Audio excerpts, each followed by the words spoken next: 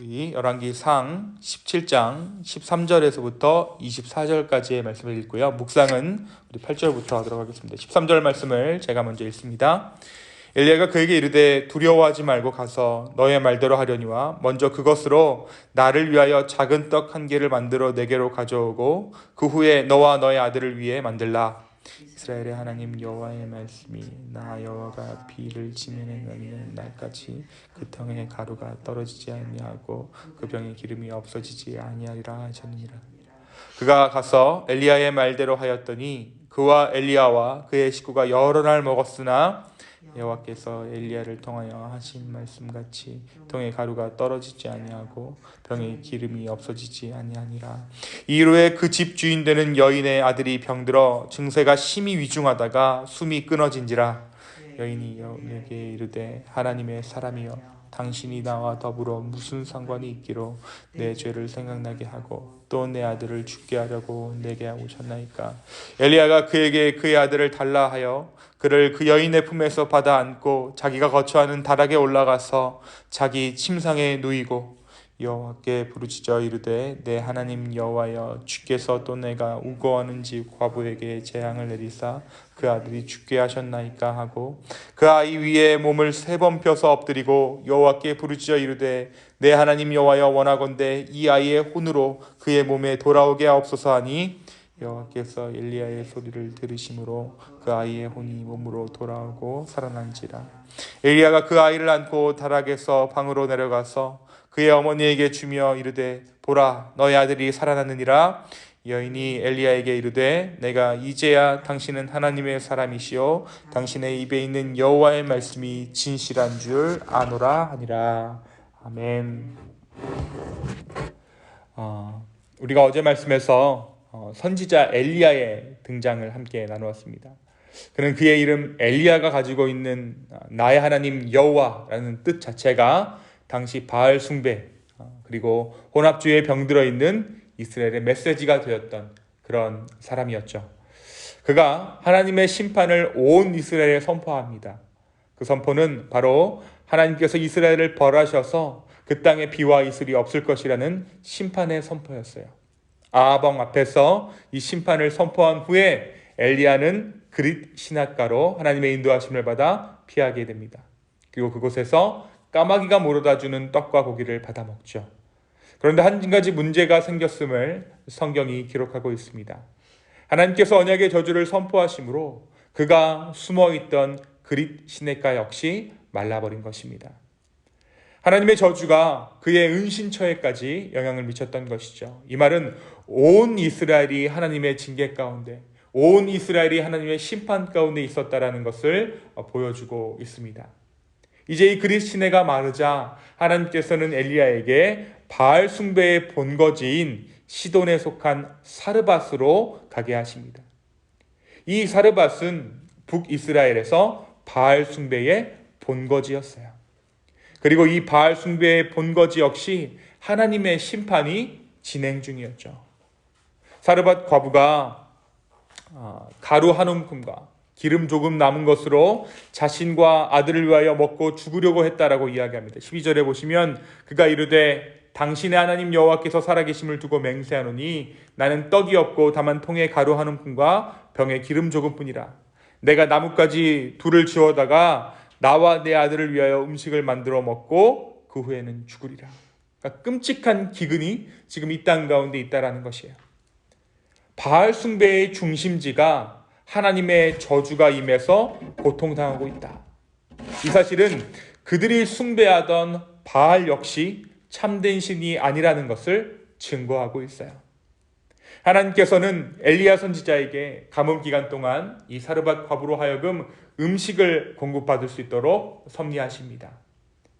엘리야가 이 사르밧 과부에게 가진 곡식으로 작은 떡 한 덩이를 만들어 가지고 오라고 말하죠. 그리고 여인이 엘리야의 말에 순종합니다. 그리고 정말 엘리야의 말대로 그녀의 곡식가루통에 가루가 떨어지지 않고 기름병에 기름이 마르지 않는 기적이 이 과부의 가정 가운데 일어나요. 그런데 이 일이 있고 난 후에 갑자기 이 여인의 아들이 병들어 위중하게 되는 일이 벌어집니다. 어떻게 보면 엘리야에게는 또 다른 시련이 찾아온 것이죠. 그래서 엘리야가 뭐라고 부르짖습니까? 나의 하나님 여호와여 주께서 또 내가 우고하는 집 과부에게 재앙을 내리사 그 아들이 죽게 하셨나이까 하고 하나님 앞에 따져 묻습니다. 그런데 하나님께서 이 기도를 들어주세요. 이 여인이 죽은 아들의 시신을 여인으로 받은 이 엘리야가 자신의 침상으로 이 아들을 데리고 가서 하나님께 부르짖어 기도하자 하나님께서 엘리야의 소리를 들으시고 응답해 주셨던 것입니다. 그리고 이 아들이 살아나죠. 말씀은 이러한 일을 겪고 난 후 이 여인이 엘리야를 칭송하고 그제서야 엘리야가 전하는 말이 하나님의 말임을, 진실한 말임을 인정했다라고 기록하고 있어요. 이것이 17장 후반부의 내용입니다. 사랑하는 성도 여러분, 오늘 말씀이 우리에게 무엇을 이야기하고 있을까요? 우리가 이 이야기 참 많이 들어왔죠. 신학적으로 어떻게 보면 참 많은 이야기들을 우리가 이 본문을 가지고 이 사르밧 과부와 엘리야의 이야기를 가지고 할 수 있을 것 같습니다. 그런데 오늘 저는 여러분에게 묵상 차원에서 오늘 말씀에 대한 이야기를 조금 해보도록 하겠습니다. 먼저 오늘 말씀은 죄악된 세상에서 고난받는 하나님의 사람들을 우리에게 보여줘요. 엘리야, 이는 고난받는 하나님의 사람입니다. 그리고 또 우리는 또 한 사람을 보게 되는데 하나님의 사람이라고는 보기 어려운 한 과부의 삶 역시 보여주고 있어요. 둘 역시 지금 하나님의 심판의 때에 있는 사람들입니다. 한 사람은 하나님의 선지자, 예언자 엘리야고, 한 사람은 과부와 아들과 함께 힘든 생활을 이어가고 있는 한 과부죠. 오늘 말씀에서 엘리야는 며칠을 먹지 못해 기진맥진한 상태입니다. 그가 숨었던 그리 시내가 말라버렸기 때문에 그 역시 하나님의 인도하심을 받아 사르밧으로 행해야 했습니다. 그런데 아마도 하나님께서 이 엘리야를 보내실 때에 모든 것을 풍족하게 공급하시지 않았던 것 같습니다. 다만 그에게 사르밧으로 가라고 명령하셨고 엘리야는 그의 말씀에 순종해서 사르밧으로 향했습니다. 그리고 그곳에서 하나님께서 예비하신 한 이방 여인을 만나게 되죠. 이 이방 여인은 당연히 하나님을 믿는 자가 아니었을 거예요. 이방 출신인데다가 사르밧이 우상 숭배의 중심이었던 곳이기 때문에 다시 말해 한 집 걸러 한 집이 우상을 모셔놓은 산당이었던 이 사르밧에서 하나님을 신앙할 만한 이방 여인은 없었기 때문이죠. 그런데 이 여인이 하나님의 섭리 안에서 하나님의 역사하심을 경험해요. 엘리야와 사르밧의 과부, 이 둘은 도무지 엮일래야 엮일 수가 없는 인물들이에요. 한 사람은 하나님의 사람이고 한 사람은 이방 땅에서 살고 있던 여인입니다. 이들은 도무지 엮일래야 엮일 수가 없는 인물들이에요. 만날래야 만날 수 없는 인물들입니다. 둘 사이에 살아온 인생의 길이 너무나도 달라요. 각자 신앙하는 것도 달랐습니다. 그런데 하나님께서는 이 둘을 연결시키세요. 이들을 만나게 하십니다. 그리고 그들로 하여금 무엇을 보게 하십니까? 무엇을 경험하게 하십니까? 이 둘로 하여금 하나님 나라를 경험하게 하세요. 오늘 엘리야가 하는 일을 보십시오. 굶주린 자들을 먹였어요. 마치 오병이어의 기적을 베푸신 예수님의 모습과도 같아요. 또 죽은 아들을 살리셨습니다. 마치 죽은 나사로를 살리셨던 예수님의 모습과 같습니다. 지금 엘리야의 사역을 통해서 우리가 바라보는 것은 예수 그리스도께서 선포하셨던 하나님 나라를 오늘 말씀이 보여주고 있는 것이죠. 이 둘로 하여금 하나님께서는 연결케 하시고 하나님 나라를 경험하게 하셨다는 거예요. 먹을 것이 끊이지 않고 죽은 자가 살아나는 그 하나님 나라를 이 둘이 경험하게 됩니다. 그렇습니다. 하나님 나라라는 것은 비슷한 삶을 살아온 사람들끼리 그룹을 지었을 때 누려지는 것이 아니라는 것이에요. 오히려 삶의 모양이 전혀 다른 사람들이 모여 주님의 일하심을 맛보았을 때, 주님의 일하심을 맛보게 되었을 때 세대를 넘어서서 또 인종을 넘어서서 환경을 넘어서서 맛보게 되는 것이 바로 이 하나님 나라라는 것입니다.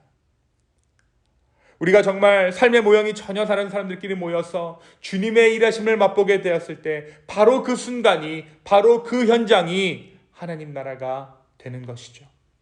오늘 이 두 사람이 하나님 나라를 맛보게 되는 그 중심에 무엇이 있습니까? 바로 순종이 있어요. 하나님의 말씀에 순종했던 엘리야와 또 하나님의 선지자 엘리야의 말에 순종해서 떡을 만든 이 여인의 순종이 있었습니다. 사랑하는 기쁨의 성도 여러분, 순종은 전혀 연결되지 않은 것들을 연결시키는 능력이 있고, 순종은 우리로 하여금 하나님 나라를 경험하게 한다는 것이에요. 오늘 주의 말씀에 순종하는 저와 여러분 되기를 예수 그리스도 이름으로 축원합니다. 그렇다면 주의 말씀은 무엇입니까? 내 이웃을 사랑하고 내 하나님 여호와를 사랑하라.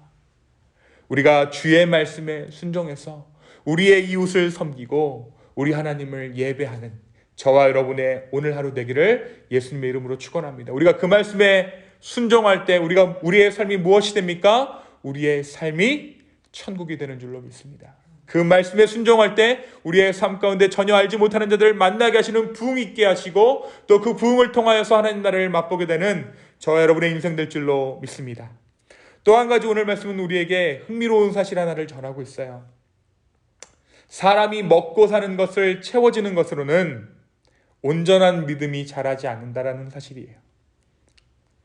이 여인이 엘리야가 전하는 그 말을 하나님의 말로 진정으로 믿게 된 때가 언제라고 오늘 말씀이 기록하고 있습니까? 다시 말해 이 여인에게 진짜 신앙이 들어간 때는 바로 그의 아들이 죽게 되었다 살아났을 때입니다. 어떻게 보면 엘리야 역시 마찬가지예요. 선포했을 때는, 아합에게 이 말을 선포했을 때에는 그 역시 어떻게 보면 쉬운 사역을 했던 것이죠. 그런데 당장 하나님의 말씀에 순종해서 이 여인의 집으로 왔는데 자신에게 도움을 준 이 아들이 죽고 말았어요. 이 여인 역시 선한 의도로 이 엘리야를 도왔습니다. 근데 자신의 아들이 죽은 것으로 어떻게 보면 그 대가가 돌아오게 된 것이죠. 고난이 임한 것입니다. 바로 그의 아들이 죽게 되었다 살아났을 때 이 여인에게 진짜 신앙이 들어갔다라는 것이에요. 이 여인이 바닥을 보이지 않는 곡식통과 마르지 않는 기름병을 받았을 때 그녀는 단지 엘리야를 마법사 혹은 대운을 가져다주는 사람 정도로 그를 생각했을지 모릅니다. 그러나 정작 그녀의 아들이 죽게 되자 이 여인이 외치는 말이 무엇입니까? 내가 죄인인 것을 깨달았다라고 고백하고 있어요. 여러분, 우리에게 고난이 찾아왔을 때 우리가 제일 먼저 생각나는 것은, 우리에게 제일 먼저 생각나게 되는 것은 바로 우리의 죄입니다. 우리 18절의 말씀 한번 볼까요? 여인이 엘리야에게 이르되 하나님의 사람이여 당신이 나와 더불어 무슨 상관이 있기로 내 죄를 생각나게 하고 또 내 아들을 죽게 하려고 내게 오셨나이까. 삶의 죽음의 순간이 찾아왔을 때 바로 그때 무엇을 생각하는가? 이 사람이 죄를 생각했다라는 것이에요. 내가 죄인인 것을 깨달았다는 것입니다. 그리고 이 아들이 살아나자 그녀는 그제서야 진정한 자신의 신앙을 엘리야와 하나님 앞에 고백하게 됩니다. 사랑하는 성도 여러분, 오늘 이 말씀을 읽고 있는 첫 번째 독자, 다시 말해 포로로 끌려갔던 이스라엘 백성들은 이 말씀을 보면서 무슨 생각을 했을까요? 그들은 하나님께서 그들에게 풍요를 주었을 때 하나님을 온전히 믿지 못했어요. 오히려 다른 신들과 또 다른 신들을 섬기고 다른 신들보다 못한 신으로 하나님을 취급하기에 이릅니다. 그리고 그들이 정작 죽게 되자 그들은 그들 안에 죄를 발견하게 되고 하나님을 찾기에 이르러요. 그렇습니다. 인간은, 저와 여러분은 풍요 속에서 필연적으로 하나님께 감사하기보다는 하나님을 망각하게 돼요. 저는 감히 말하기를 우리 안에 크고 작은 고난이 있는 이유가 오늘 이 사르밧 과부가 이야기하듯이 우리의 어쩔 수 없는 죄악들을 발견하게 하시고 또 그 죄악에서 우리를 구원하실 분이 예수님 뿐임을 우리로 하여금 고백하게 하려 하심인 줄로 믿습니다. 이 팬데믹 때에 모든 인류가 고난 가운데 신음하는 이때에 우리 주님을 더욱더 의지하여 찾는 우리 모두 되기를 예수님의 이름으로 축원합니다. 이 고난의 때에 주님, 우리가 죄인입니다 라고 고백하고 정말 온전히 주님의 그 섭리하심과 주님께서 도우시는 그 예수 그리스도의 구원자 되심을 우리로 하여금 맛보게 해달라고 간절히 구하는 오늘 이 아침 되기를 예수 그리스도의 이름으로 축원합니다. 이 시간 함께 기도하겠습니다. 주님, 우리의 삶의 고난을 통해서 우리가 바라보는 것은 오직 주님만이 우리의 인생을 구원하실 수 있다는 것입니다. 성령 하나님, 오늘 이 아침에 우리의 인생 가운데 찾아와 주셔서 우리의 삶을 다시 한번 다스려 주십시오. 우리의 삶 가운데 주여 주의 다스리심을 맛보게 하여 주시옵소서. 다시 한번 주님께 우리의 삶을 드립니다. 다시 한번 주님께 우리의 마음을 드립니다. 성령 하나님 오셔서 우리 가운데 말씀하여 주시고 우리 가운데 순종의 마음을 허락하여 주십시오. 그리고 그 순종으로 말미암아 우리가 오늘 하나님 나라를 맛보게 하여 주시옵소서. 감사합니다. 이번 말씀 살아계신 예수 그리스도 이름으로 기도하였습니다. 아멘.